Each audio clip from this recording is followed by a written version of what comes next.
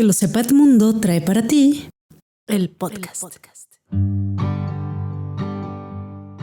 En Que lo sepa Edmundo queremos que la literatura, la cultura y el arte endulcen nuestra vida, que reactiven nuestra ensoñación, el pensamiento que parece que está a punto de morir y nuestra disposición inventiva. Queremos elaborar un espacio donde encontrar un lugar donde vivas momentos un poco tranquilos, poéticos, creativos y, ¿por qué no?, divertidos. Olvidarnos de solo vernos sometidos a evaluaciones en un universo productivista y podamos entrar en relación con otros de manera menos violenta, menos brusca, más apaciguada.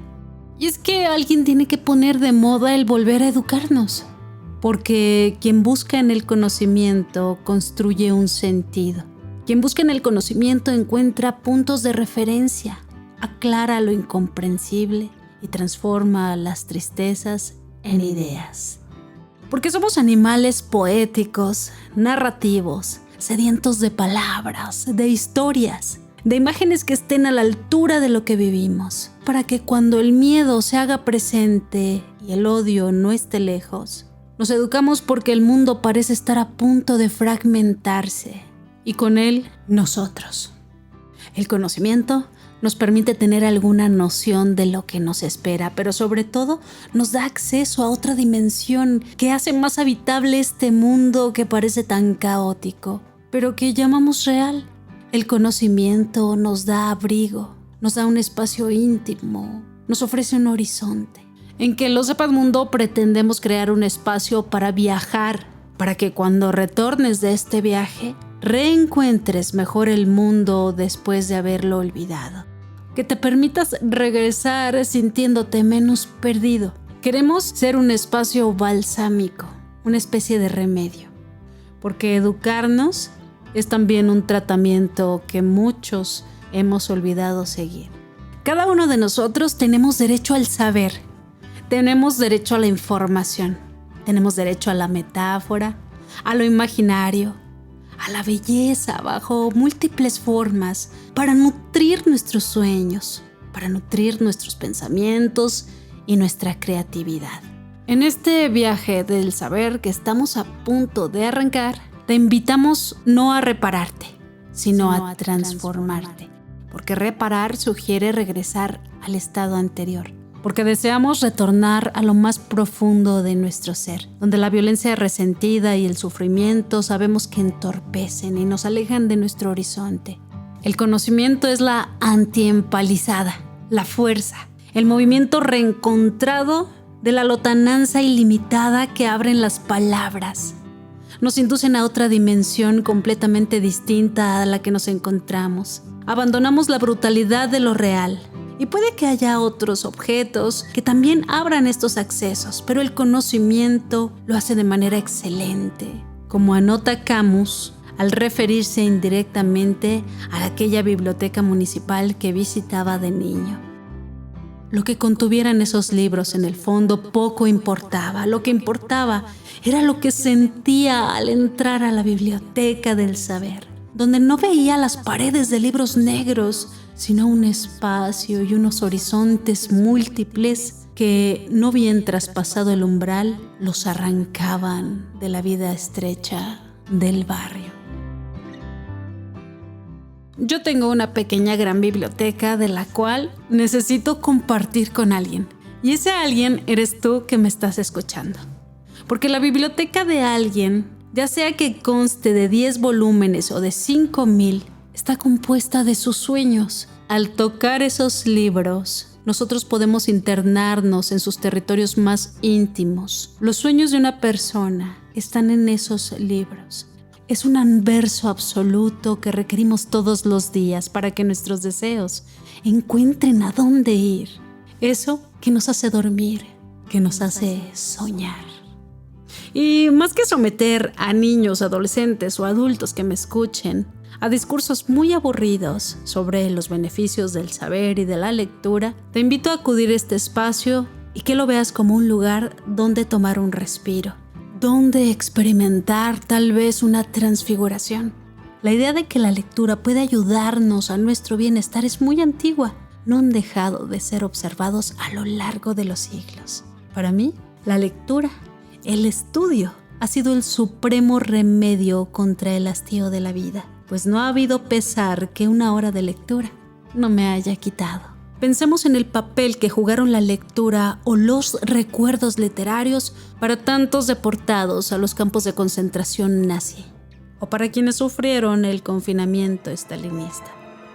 Primo Levi le recitaba Dante a su amigo Piccolo en Auschwitz, y los compañeros de Robert Antelme rememoraban poesías que transcribían en pedazos de cartón que encontraban en la bodega de la fábrica. Brodsky, condenado a trabajos forzados en un lugar cerca del Círculo Polar, leía a Auden y de él sacaba fuerzas para sobrevivir y enfrentarse a sus carceleros. Y la biblioteca que Kamolov encontró al salir de la Colima le dio nuevos ánimos para seguir adelante. La notable biblioteca de Kariev. No había un solo libro que no valiera la pena de leerse. Me resucitó, me dio nuevas armas para la vida. En las cárceles de los militares argentinos o uruguayos, muchos hombres y mujeres redescubrían esa importancia vital de los libros y de los recuerdos de los textos leídos, tal como lo haría Jean-Paul Kaufmann, rehén durante 3 años en Líbano. Cuando no tenía nada más que leer, rememoraba las poesías o novelas de antes, afanándose en recuperar su impregnación. Yo quería darle un significado a lo que leía. Lo que buscaba era empaparme del texto, no de interpretarlo. Nunca devoré algo con tanta intensidad. Me olvidaba de la celda, ahí, metido en el fondo de mi lectura, produciendo dentro de mí otro texto. Extraño goce, equivalía a una liberación provisional. Encadenado y a la luz de una vela conocí la adhesión absoluta al texto, la fusión total con los signos que lo componían. La cuestión del sentido, lo repito, era secundaria. Sin llegar a estas situaciones extremas que te he mencionado, la contribución del conocimiento, es decir, de lo que yo voy a leerte, significa la reconstrucción de uno mismo. Por ejemplo, tras una desilusión amorosa, tras un duelo, tras una enfermedad, tras cualquier pérdida que afecte la representación de uno mismo y del sentido de la vida. Sergio Pitol perdió a su padre cuando era un bebé y luego a su madre a la edad de 5 años. Él cayó gravemente enfermo. Ya no podía ir a la escuela, pero la casa donde su abuela lo había acogido estaba llena de libros.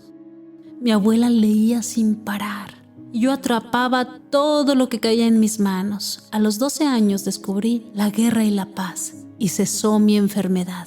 Siempre he estado convencido de que Tolstói me salvó. De manera parecida, Marc Soriano narró un día de qué manera, siendo niño, Pinocho le ayudó a sobreponerse a la muerte de su padre y a la grave anorexia resultante que puso en peligro su vida. En palabras de él, devoró, masticó, engulló y regurgitó Pinocho, en el cual encontró a la vez su crimen y la saludable rebelión que le dio fuerza para luchar contra el abrumador sentimiento de culpa de la muerte absolutamente real de su padre que amenazaba con hacerse irreversible y fatal.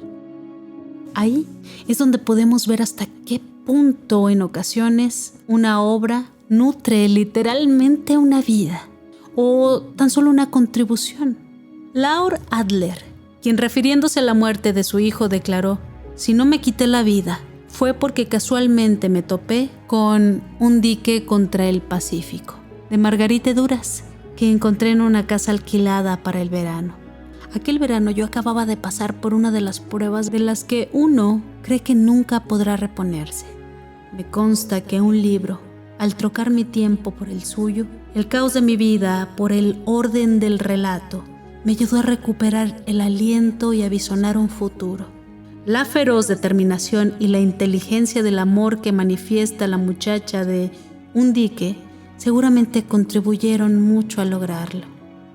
Querido escucha, no solo en los momentos de desastre íntimos, los libros y la educación llegan al rescate. También cuando sobrevienen crisis que afectan simultáneamente a un gran número de personas. En los años 30, en Estados Unidos, la crisis lanzó a millones de estadounidenses a sus bibliotecas, a veces para que la lectura les permitiera distanciarse de lo real y de su propia situación, para que los llevara fuera del mundo, y otras veces al contrario. Lo que esperaban era que los mantuviera dentro del mundo. Y así por el estilo. La Segunda Guerra Mundial provocó un fuerte aumento en las prácticas de la lectura. Taisna Svetnikova, en Rusia, evoca el invierno de 1941. Recuerdo que todo el mundo leía. Muchísimo, nunca he visto algo así. Agotamos la biblioteca para niños y adolescentes. Entonces, nos autorizaron a leer libros para adultos. Y es que no podíamos salir, era demasiado peligroso, pues los caminos y los campos estaban minados. Vagabundear era imposible. No teníamos muchos amigos, vivíamos aislados. Había que poblar ese vacío, y entonces allí estaban los libros. Marina Colasanti también nos habla de su infancia en Italia. Aún en pleno nomadismo, mis padres pudieron ofrecernos a mi hermano y a mí una normalidad estable. Esa normalidad fue la lectura. Cuando pienso en esos años, los veo atiborrados de libros. Son mis años biblioteca y mis lecturas más emocionantes, esas que hasta hoy vivo como mi epifanía de lectora, me fueron dadas justamente en los 2 últimos años de guerra, los años más duros. Miraba por la ventana de nuestra sala y veía el símbolo del fascio sobre la fachada del Duomo, y yo leía. Comíamos coliflor 7 días a la semana. Un huevo costaba 1 lira. Se decía que el pan estaba hecho de serrín, y yo leía. Abandonamos la ciudad, buscamos refugio en la montaña. Ahí, cuando despertábamos, las columnas de humo allá en el horizonte nos decían que Milán estaba siendo bombardeado. Y yo seguía leyendo. En la actualidad puede decirse que el mundo entero es un espacio en crisis. Ha habido cambios de carácter brusco, se ha acelerado la transformación, podemos ver el aumento de desigualdad, el incremento de migraciones. Hay algo en el ambiente que nos produce algunos tipos de angustia. Podemos ver rupturas tanto sociales como psíquicas. Las crisis liberan al mismo tiempo fuerzas de muerte y fuerzas de regeneración. El desastre y las crisis son también, por encima de todo, oportunidades. Cuando todo se derrumba o se trastoca, también algunas imposibilidades se ven sacudidas. De pronto se vislumbra cómo, gracias a nuevas claridades, se esculpen algunas improbabilidades. Yo, en particular, más que venir a leerte, vengo a aludir a textos en donde he descubierto un encuentro cara a cara, solitario y silencioso. De vez en cuando tendré lecturas compartidas. Te leeré libros que he releído con obstinación, pero también te leeré algunos que solamente he hojeado. O me robaré una frase de aquí o un fragmento de allá. Y más que descifrar aquellos textos, más que la exégesis erudita, quiero transmitirte lo esencial de aquella lectura. El trabajo del pensamiento de cada uno de nosotros, de la ensoñación. Aquel texto donde esos momentos en los que he levantado la vista del libro, donde han surgido asociaciones inesperadas. Te leeré mitos, cuentos, leyendas, proverbios, cantos o fragmentos de canciones que me han permitido hasta cierto punto simbolizar emociones intensas o acontecimientos inesperados, o representar conflictos o dar forma a paisajes interiores. Construiremos el sentido juntos, si haces clic con alguna lectura o conmigo. Después de esta larga pero muy necesaria introducción, voy a decirte unas cortas palabras de aliento que quizá puedan cambiar tu porvenir. Hay quienes dicen no saber qué quieren en la vida. Quizá esto se debe a que, en lugar de considerar sus sentimientos, se han conducido según las expectativas de los demás. No vivas para satisfacer a otros, sino para cumplir los deseos de tu corazón. Mi querido y joven amigo, no te desanimes si te atrasas un poco. La vida no es una carrera de 100 metros contra tus amigos, sino un maratón de toda la vida contra ti. En vez de empeñarte en aventajar a tus amigos, descubre tu esencia excepcional. Haenim Sunim, espero que sea un maestro tan grande como el Dalai Lama. Gracias por sus buenos deseos. Admiro mucho a su santidad, pero no quiero ser el Dalai Lama. Quiero ser Haenim Sunim. No vayas de acá para allá como un cardumen solo porque eso hacen tus amigos o porque lo dicen los demás. Apégate a tus convicciones. Altera el paradigma imperante y fija una tendencia diferente. Hay cosas que me habría gustado enseñarle a mi hijo si hubiera tenido uno. Que por famosos y poderosos o ricos que sean algunos, no son muy distintos de los demás. Todos ansiamos lazos firmes y aceptación incondicional. Todos tenemos las mismas inseguridades y necesidad de aprobación. No hay razón de que nos sintamos inferiores.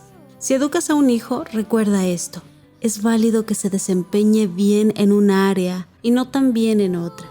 Un restaurante especializado en ciertos platillos es más famoso que uno con un menú muy extenso. Ayuda a tu hijo a profundizar en el área de su interés.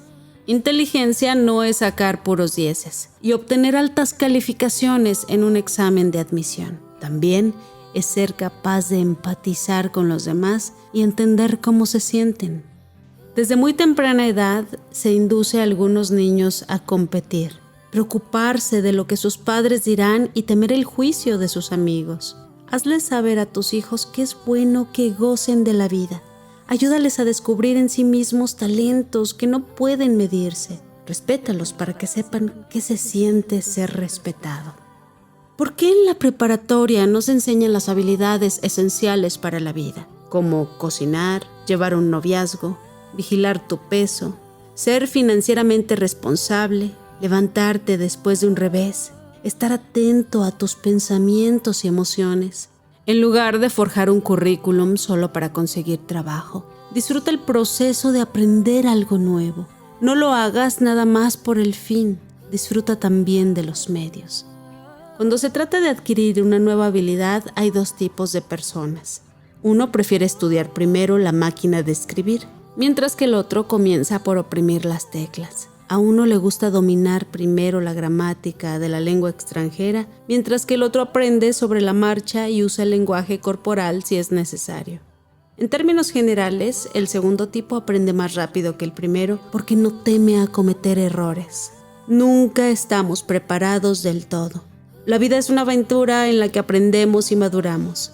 Claro que debemos considerar con cuidado todas nuestras opciones, pero si esperamos 100% la certeza, a menudo es demasiado tarde. A veces tendrás que hacer valer tus convicciones. No puedes complacer a todos. No te contengas solo porque temes que alguien te critique. Quizá te hagas de algunos enemigos, pero muchos otros te respetarán por defender lo que crees. No rechaces demasiadas oportunidades. Si insistes en que necesitas más preparación o más tiempo, tal vez no se te invite de nuevo cuando sientas que estés listo. Ya lo estás. Puedes enfrentar el desafío. Di al despertar: no pasaré este día pasivamente ni hablaré lo que los demás digan. Tomaré la iniciativa y forjaré mi destino. Fija una meta para esta semana. Hay una gran diferencia entre tener una meta y no tenerla. Un gran logro es atribuible a una idea. Aunque tu sueño sea modesto, no lo guardes para ti. Habla de él. Para el momento en que se lo hayas dicho a 10 personas, es más probable que se vuelva realidad. Intenta estas dos cosas al mismo tiempo. Imagina que ya eres un campeón y esfuérzate por serlo. La brecha entre la ficción y la realidad se cerrará pronto. Escrito tomado del libro Lo que ves cuando estás en paz, de Haenim Sunim. Gracias por escuchar este capítulo y los espero en la semana con más cosas como Léxico de México, Bonito Palabra, el podcast Litera contra Litera y mucho más. Bienvenidos.